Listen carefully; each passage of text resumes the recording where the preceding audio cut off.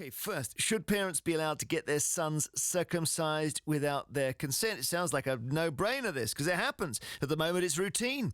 It's carried out for religious, cultural and medical reasons on baby boys. But a High Court judge in Exeter has ruled that 2 boys, aged 6 and 4, should be allowed to grow up first and then decide for themselves whether it is something that they want to do.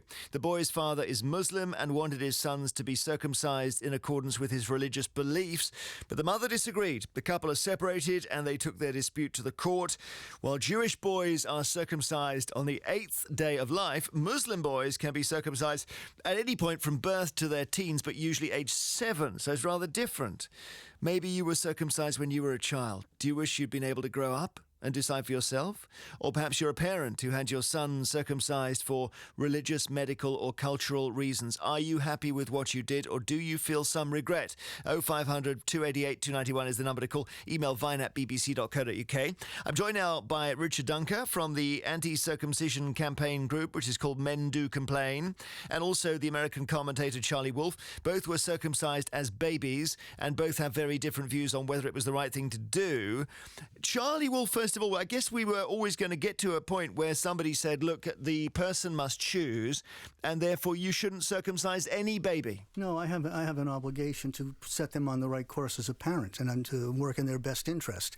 And as my parents worked in my best interest, I worked in my own son's best interest.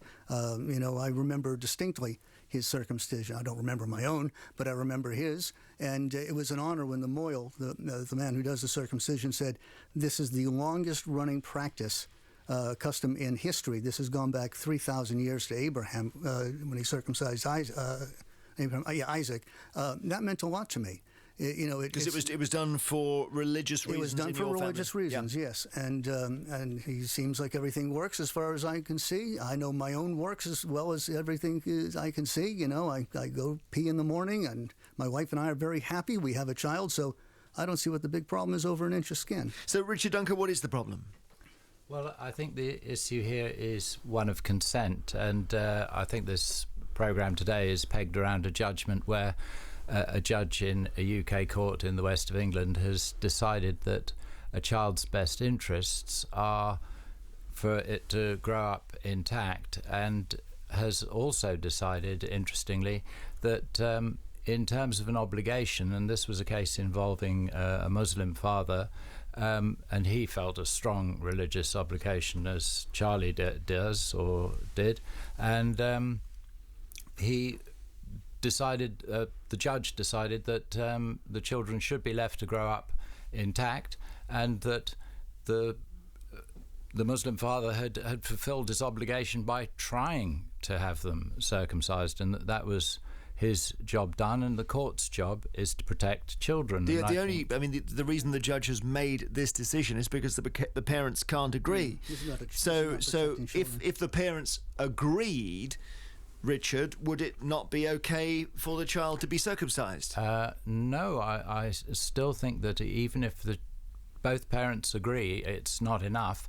And the expert medical witness in this case, Gordon Muir, he said that if a child wasn't competent to consent to the surgery, then the child wasn't competent to consent to the surgery on religious grounds. And really, you have to go to the Human Rights Act and all the treaties, international treaties that's based on, and look at a child's rights. And children are human, and they have a full set of human rights. Go on, Charlie. This is where it gets a bit silly. My son tries to claim his human rights, and I'd like to complain about the slop my parents fed me when I was 3 months old. We have an obligation to take care of their human rights. We're their parents, and again, to do what we think is best to set them on the right course. So you believe that your son's human rights are entirely controlled by you? Well, he obviously has a say, and I'm not going to try and work because they're not. They're not, are they? Because where a parent decides to be cruel to a child, the child definitely has distinct human rights. I mean, if one is abusing a child, and maybe that's where we disagree. I don't see this. I don't even see it as surgery. It was a snip. Matter of fact, for those who used to joke about, well, could he accidentally slip and cut the penis? The way it's done is that the foreskin is pulled out, and there's a little kind of a clip that goes between the penis and the foreskin, and it slides. There's just no way. Okay. He wasn't that's injured. a relief, but yeah. So in other words, I'm saying I felt safe enough, considering it was my only son, and I want to see my DNA continue on, as most fathers do, and my family name continue on. I was, felt safe enough to put him in that position, whereas other things I wouldn't do. So, Richard, what is the problem? Well, I think there's a problem here with even viewing this as surgery. Surgery implies that something is being treated or cured, and it's not. This is just an unnecessary alteration to a child's body. It's cosmetic, you think? Cosmetic. I mean, that's a very polite way of putting it. How would you describe it? Because I know that you resent what was done to you. I would say that it's actually an abusive practice. If we were to take a knife and put it into any other part of a child, we'd be hauled over the coals quite rightly for just basic cruelty. It makes a nonsense of children's rights to assume that we have some sort of right to put a knife through a child's skin, or a clip or a clamp or whatever device you care to name. Is there? You did it for religious reasons, Charlie. But there are people who say that it makes a child less susceptible to some medical conditions. There's possibly there's varying views on this, but some of it involves cleanliness. That came into some consideration. But again, for me, it was an important part of his identity as a Jew that goes back 3,000 years.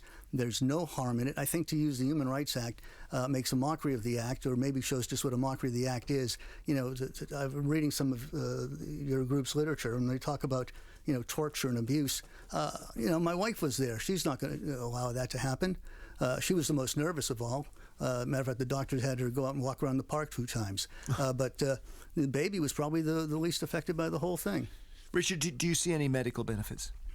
There may be some marginal medical benefits, but the BMA's website and their guidance is that the benefits previously claimed have not been convincingly proven, and that still stays the same. And indeed, the expert witness in the case in the west of England today, the judgment, he's said that he cannot make a case on medical grounds for the circumcision of these 2 boys. And what about if Charlie plays the religious card and says, look, it's a special religious thing? I think, again, we go back to the rights of this, and it's ridiculous to say that human rights are somehow trivial.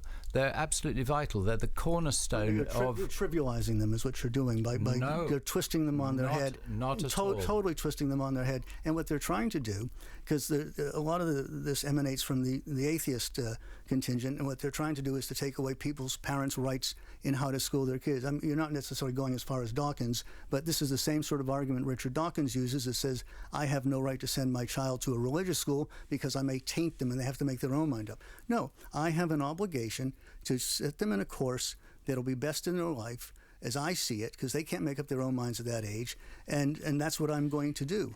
And the son can either, when he gets older, he can reject his Judaism or he can continue on with it. But it's important for me to teach him the lessons in life. And I don't want to have some other group, you don't want to circumcise your children, that's your business.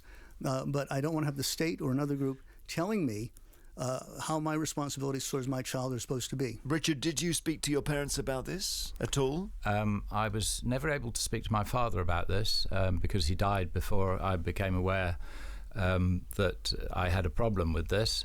And I have spoken to my mother, who is still alive, but I would not. I really would not hold anything against her. For this reason, that when I was born, which is 1949, what a reasonable doctor would have done at the time, unfortunately for me, is probably to circumcise a young boy. But I think that has completely changed now, and it's not what a reasonable doctor would do these days. It's solely driven, as far as I can make out, by this entirely fallacious argument that there is a right to express your religion by carving it into a child's body. My Moyle, sorry to interrupt, my Moyle, the guy that did the circumcision, was also a pediatric doctor, so it do no harm. It didn't seem to get in the way for him. Thank you very much indeed. Charlie Wolfe, American commentator, and Richard Duncker from the anti-circumcision campaign group, which is called Men Do Complain. Radio 2, thinking about this case in David in Farnham says, I was circumcised as a baby. It hasn't affected me personally, but I still don't think it was right. You can't just mutilate a child without their permission. Bob emails, I'm very against circumcision of children before they're old enough to decide for themselves, because it did happen to me. I underwent surgery to correct a testicular issue, and I was circumcised as well. My parents made the decision. Obviously, he was very young at the time. As I grew older and I realised I was different from the other boys, I developed what I now understand to be a serious case of negative body image. And it's interesting, isn't it, that in the States, I think they basically circumcise almost all boys. Not the case here. So you probably would stand out a bit as a child, as a boy at school. Morris Majeku in Manchester, you think all men should have it done? Yes, perfectly, yes. Is that because of religious reasons or what? Well, no religious reasons. I just believe all men should be circumcised because it's mainly, I will put it in my own point of view, health-wise. You understand? Health-wise, because when men sweat, at the end of the day, they do not clean themselves up before they meet a woman. They might transmit some diseases around. And with well-cleaned skin, it's perfectly fine. I just think all men should be done because I've got my one done. My son got his one done. Yeah. And they're perfect. We're perfectly fine. When did your son have his one done? I did it when he was like a year and a half. How, year and a half? Yes, by a Jewish family, and they did it perfectly fine. Let me bring in Guy in Fairholme. Sorry, Guy Fairholme in London. Guy, you think that Morris's son should have a choice, do you? I do, I'm afraid. Yes, I've been very lucky in having a sort of multicultural upbringing. I've lived in Africa, I've lived in Oman, and my mother has worked. She's now 90, has worked for the anti-female circumcision charity for about 50 years. I've attended circumcisions of Muslim friends in Turkey when they were sort of 12 to 16. I've been to multiple brisses on the east coast of America. And there's an enormous movement across the world. There's Jews Against Circumcision. You can Google it. There's also an enormous movement in America, particularly, men who are regrowing their foreskins, having felt that they've been absolutely, again, mutilated. There is no other word for it. I was going to say, what you're going to tell us what your view is? My view is that it's wrong. It's basically, should somebody, once they are an adult, choose to chop any part of their body off, it's up to them. But it is against the child's human rights. We can't have a world where Sorry, I'm against the female one done. Male one is absolutely very important. But there's no medical evidence for it, I'm afraid. No, there is medical evidence because when you meet a woman one-to-one... Hang on, Guy.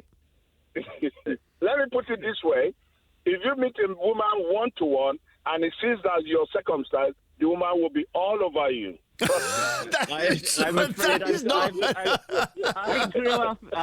also grew up in Lagos, and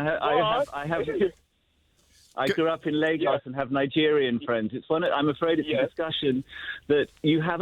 There is no way that you want a man who is circumcised and a man who is uncircumcised can have a discussion, because once you're circumcised against your will at an early age. Not against your will. Right. It makes you a money. Your 1.5-year-old son agreed to be circumcised. You'd have chopped off a little piece of his finger. He's perfectly fine. He's perfectly fine, and he plays football. And when he goes to have a shower, the friend is more envious of him. Okay, they're envious. Because he said, "Oh, you're." All right, Guy. I should have asked. Hang on, Morris. Guy, have you been circumcised? No, I haven't. Right. And again, as I said, I've actually been in the situation where I was on the east coast of America, on Long Island, with a Jewish friend of mine. We were playing tennis, and we were about to go and have a shower. And he said, "Oh my goodness, you can't go into the showers. It was a no Gentiles country club, and I would have been thrown out for having a foreskin." And so it's basically there's it's a paradox. Okay.